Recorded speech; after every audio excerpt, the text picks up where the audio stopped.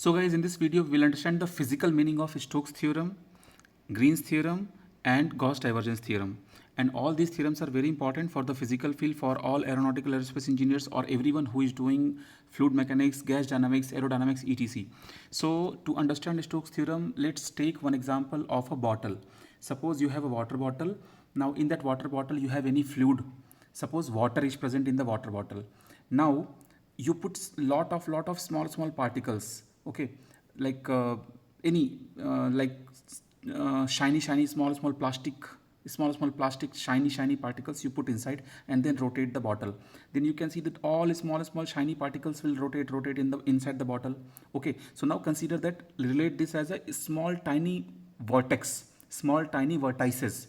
It means what? In the entire volume inside, listen on my words, volume, in the entire volume inside, those small tiny vertices are rotating. Now imagine that you want to calculate all the vertices inside the water. I mean, water is fully filled and you rotate it, so all small tiny particles started rotating, small, they are rotating. This guy is here rotating, this guy is here rotating, this guy is here rotating, and now you want to calculate all the vertices. I'm not saying number, how many vertices, I'm not saying number. I mean, suppose you want to add up all the effect of all the vertices. So for that you do one thing. So there is one way. Either suppose you be a swimmer, you jump inside the bottle and you go and count all the vertices and you add the final vertices effect. Okay, this is one way. But Stokes theorem works here. Stokes theorem will say, no, don't go inside, don't go for the 3D this thing. Better Stokes theorem giving you one idea. What is the idea? Take one thread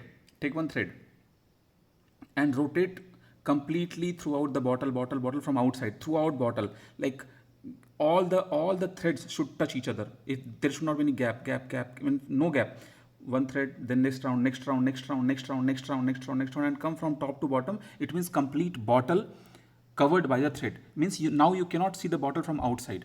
It means what? Still inside those people are those shiny particles are revolving.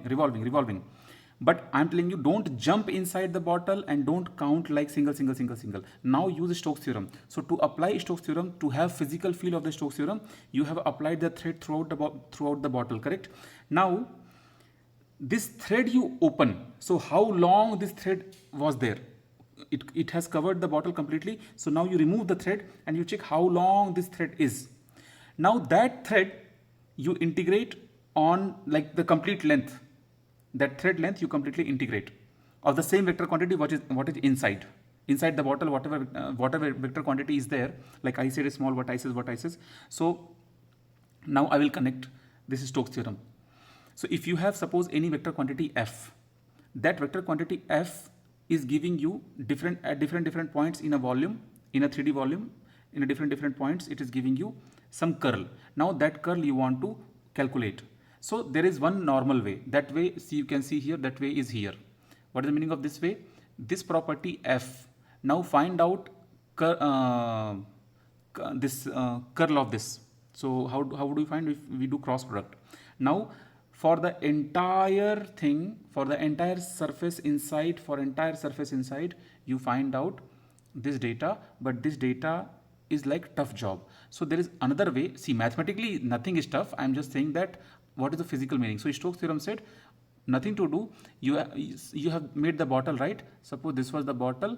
Now on this bottle, imagine you have covered the thread fully, like this, full thread, completely thread is there. Then the same f you integrate on this curve. This dr is one small length of the thread. So open the same thread, full thread you open, and dr, you find out the complete this thing, integrating the force, I mean the f. That is the physical meaning of Stokes theorem. Now go for the physical meaning of Gauss divergence theorem. So in Gauss divergence theorem, same thing happens, but it is about it is not like opening the thread. It is also similar example I can tell you. Imagine that you have a bottle. In the bottle, you have some, inside the bottle you have some points. Some small machines are there. Imagine that very tiny machines are there, and they can create air. Imagine that they can create air. I mean, small tiny machines are there like blower. They can create air inside that. Now you want to add those people. Consider that those particles, those small machines are responsible for the divergence. Okay, so you want to integrate all the divergence in the volume.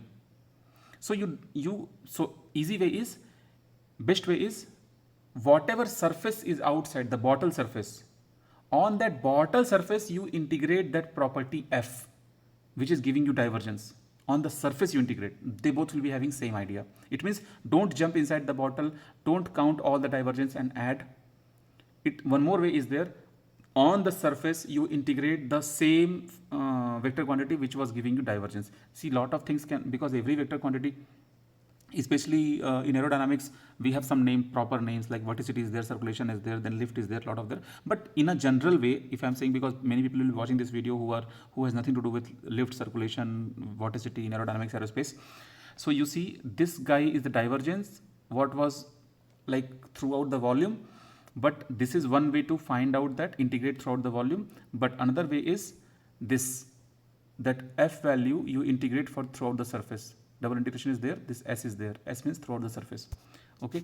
Now, what is the meaning of this Green's theorem? So Green's theorem is a special case of Stokes theorem. Like in case of Stokes theorem, I said that curl is throughout the bottle you have curl. Throughout the bottle you have the curl. And now you want to understand the quantity just by thread. But now in case of Green's theorem is valid for 2D. 2D means now don't imagine bottle, now imagine a pond. Then on the surface you have so many tiny curl.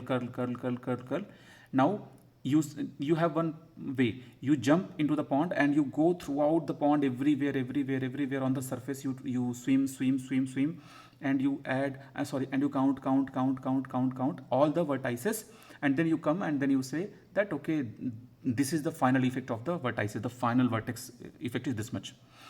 But Green's theorem says no, don't do that. Means what? Don't do this part. So what will you do? In my example, suppose this is the pond and here a lot of things are there. So Green's theorem is saying don't do that. Don't do that means what? Don't jump in the surface, don't swim everywhere, and don't calculate the vertices. Then what is the way? Way is you only do this much. Which one? The outer curve, what you are seeing, the final green color outer curve. This outer curve, the final green color. Just integrate that final outer curve. That's all. Same effect even this will give. It means what? This is a special form of Stokes theorem. In Stokes theorem, the entire body we were calculating for the thread. I mean, again for the thread. But here it was a plane. In the beginning itself, those vertices were distributed on the plane. So from plane to curve, or you can say from plane to line integral, we did that. Okay, and there from surface to curve. You understood Stokes and both? Okay, so we have understood this.